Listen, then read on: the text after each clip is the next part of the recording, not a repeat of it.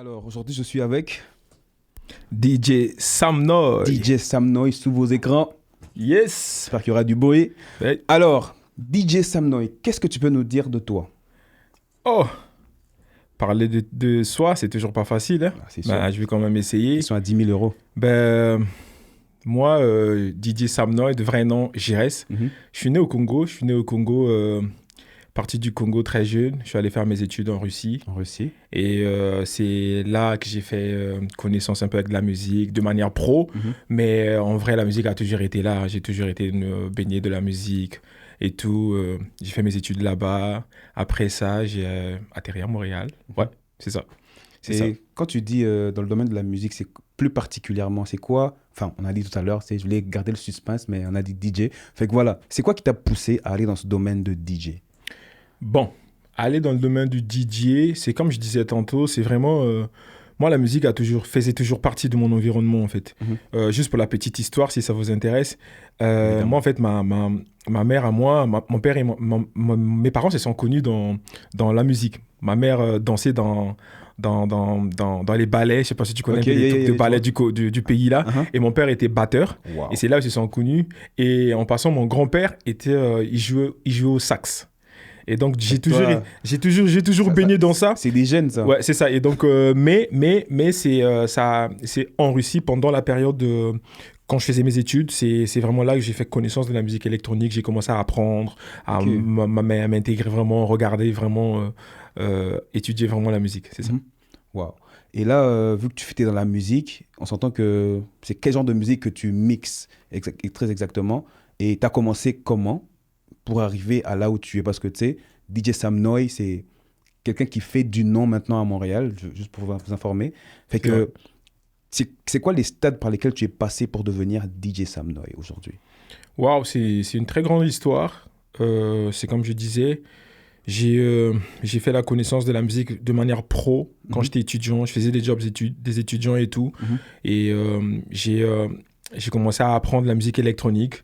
De base, tu sais, chez nous en Afrique, c'est pas la même musique. On joue et tout. C'est la musique vraiment, c'est comme le ndombolo, l'afro et tout. Mais moi, j'ai commencé avec de la musique électronique, du house, de deep house, de electro house et tout. Et j'ai appris, je me suis juste intéressé. C'était d'abord de l'intérêt.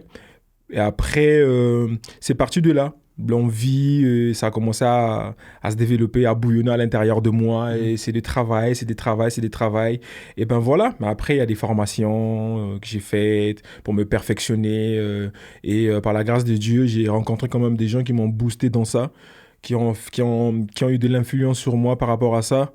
Et il y a une grande partie quand même de ma vie là où ça a vraiment cartonné. J'ai fait pas mal des grands événements et tout. Super. Et ça, c'est ton parcours de la Russie, right? Yes. Et est-ce que tu peux nous en dire un peu plus sur ton parcours à Montréal? Parce qu'il me semble que ta venue à Montréal a changé pas mal de choses dans ton orientation, même musicale et tout. Qu'est-ce qui s'est passé exactement? Comment tu as fait pour quitter d'un point A à un point B? Qu'est-ce qui s'est passé? C'était quoi l'élément déclencheur? Ben, moi, au départ vraiment, je pense que c'est ma relation avec Dieu. C'est ma relation avec Dieu qui a fait que je commençais à me poser des questions, des vraies questions. Je pense que c'était vers les années 2018-2019, là. Et vu que j'avais vraiment une vie très active de la nuit. Donc, j'étais vraiment... moi, je passais pas un week-end à la maison. Ça partait de jeudi jusqu'à dimanche. Wow. C'était tout le temps comme ça, tout le temps. Je pouvais te faire 3 à 4 clubs dans une nuit. Wow. Et c'est ça. Mais après, il y avait un besoin. Il y avait un besoin moi, à l'intérieur de moi. Donc, je le sentais déjà qu'il fallait, il fallait. Et par la grâce de Dieu, comme lui-même, il savait le moment où il allait vraiment me retirer de là. Et c'est ça. C'est vraiment le désir qui est venu après de le rencontrer, de le chercher. J'avais tout abandonné, j'avais tout arrêté. Et c'est lui qui m'a extirpé de là. Maintenant, parlant de ce qui concerne ma musique ici à Montréal, c'est cette transition-là. Je dirais c'est cette transition-là. Parce qu'au début, je ne voulais pas le faire. Parce que pour moi, ça n'avait aucune... Je ne comprenais même pas c'est quoi une musique, en fait. Être DJ gospel et tout. Je n'avais aucune idée de ça. Ouais. Et donc, du coup, c'était comme... C'était vraiment un travail de soi, regarder, apprendre et travailler et voilà quoi. Chercher des playlists. Chercher un peu de la musique qui fait danser et tout. C'est pas facile, mais bon, par la grâce de Dieu, on y arrive. Yeah. en tout cas. Et comment mesures-tu euh, ton succès? C'est quoi, comment tu le vois, ton succès actuellement? T'en es à quel niveau de ce que tu veux devenir et ce que tu es maintenant? Oh, Tu te situes où? Parce que tu sais, là, tu vas nous transmettre en fait la vision même de ce que tu veux devenir. Fait que là, tu te situes où dans ta vision, dans ton parcours? oh wow. Ce qui concerne la vision dans mon Mhm. parcours, moi je dirais je suis même pas encore au début. Même pas encore Parce au que début. j'ai encore rien donné. Il y a tellement de choses que j'aimerais bien faire. Yeah. Parce que en arrivant dans ce domaine-là, je vais dire après que j'ai vraiment donné ma vie à Christ, le chantier, il est énorme. Il y Énorme. a tellement de choses à faire Mhm.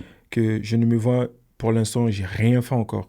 Et il y a vraiment beaucoup de choses en moi que j'aimerais bien partager, que j'aimerais bien exprimer. Mhm. Et là, je suis en full formation. Je fais des formations de musique, je fais des formations de programmation, je fais des formations sur moi-même. Mhm. Et donc, c'est vraiment, je suis pas encore quelque part, mais je sais que Ça va péter. ça va péter. Aïe, C'est ce aïe, qui aïe, arrive aïe, là, aïe. ça sera du lourd Uh-huh. parce que je suis en train de travailler sur des choses qui vont vraiment me bouger, changer même la vision de la musique chrétienne qu'on a, la vision, la perception qu'on a de la musique chrétienne en Mhm. fait.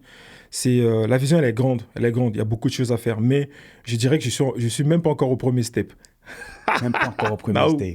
non, Wow, non, non, il y a wow, beaucoup de choses wow, à wow. faire, beaucoup de choses à faire.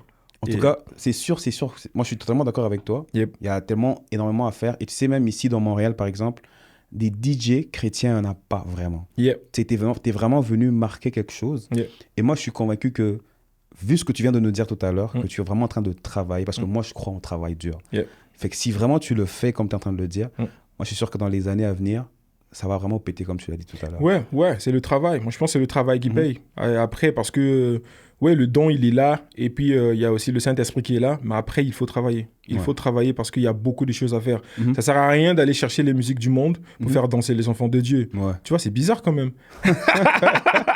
C'est Donc, sûr, bah c'est oui, sûr. on aimerait bien danser dans le Seigneur, mais vraiment dans le Seigneur, quoi, 100% dans le Seigneur. Mhm. Et c'est ça le défi. Le défi, c'est vraiment de ramener cette hype-là, de faire comprendre aux gens qu'on peut vraiment avoir une vie chrétienne et avoir des très bonnes playlists et vraiment mouver. Tu vois? Yeah. Donc, je veux dire, danser, avoir vraiment du kiff, quoi. Yeah. Faut pas regretter que non, mais ah là, j'écoute que de la musique bizarre et tout. Juste pour la petite histoire, quand j'étais dans ma période de transition, Mhm. moi, je savais même pas où trouver de la musique écoutée. C'est vrai que c'est dur. J'écoutais du matin au soir Pasteur Marcelo.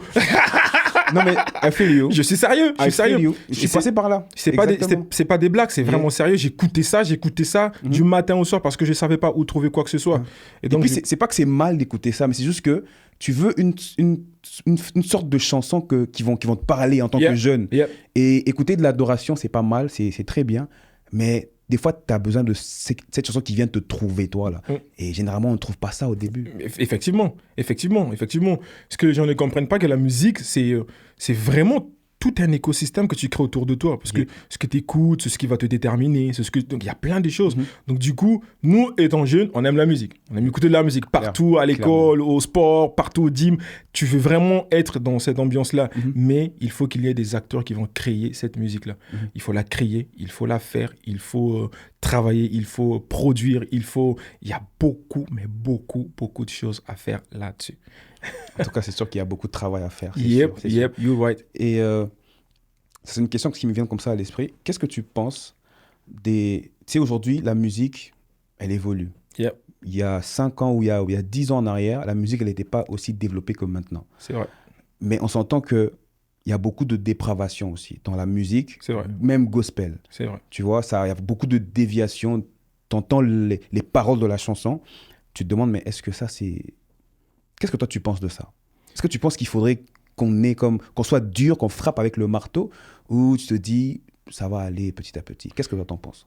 Moi, je dirais être dur, pas peut-être avec les artistes, Mhm. c'est-à-dire les en vouloir ou les pointer du doigt, aller commenter sur des réseaux sociaux, parce qu'il ne faut pas oublier que c'est des gens, ils Bien regardent sûr. aussi des commentaires et tout, Mhm. mais plutôt intercéder pour eux. Ouais. Intercéder pour eux, il faut aller sur cette voie-là, parce que la musique, c'est d'abord des œuvres de l'esprit. Très vrai. Donc, s'ils sont connectés à l'esprit, bah, ils vont sortir des produits Mhm. et des messages qui vont vraiment nous changer. Donc, il faut prier pour eux. D'abord, ils ont du talent, ils ont de l'aura. Et il faut prier, il faut intercéder. Moi, en tout cas, l'habitude que j'ai pris partout, quand je veux, je sais que je vais monter sur scène, j'intercède sur ma musique. Parce que qu'on ne veuille ou pas, on a besoin du Saint-Esprit. Amen. Les gens du monde, ils vont voir, ils font des incantations, ils vont voir des gens pour que leur musique ait de l'aura. Pourquoi on ne le fait pas? On doit appeler le Saint-Esprit, on doit intercéder sur ça. Et donc, c'est ça. Donc, pour parler des paroles et tout, il faut faire attention, c'est vrai. Il faut faire attention parce que c'est pas tout ce qu'on... On peut pas tout écouter. Faut pas tout écouter parce que ce qu'on écoute, ça a de l'impact sur nous. Sûr. Donc, il faut faire attention à ce qu'on écoute. Il faut faire attention avec quels artistes qu'on suit et tout. Mais le plus important, il faut regarder le cœur. Il ne faut pas rester dans le jugement. Il faut regarder, prendre le temps de connaître l'artiste que tu veux écouter. C'est quoi son histoire, c'est quoi ses messages. Moi, en tout cas, c'est comme ça que je procède maintenant. Alors, formidable, formidable. Alors là, j'ai une dernière question. Yep.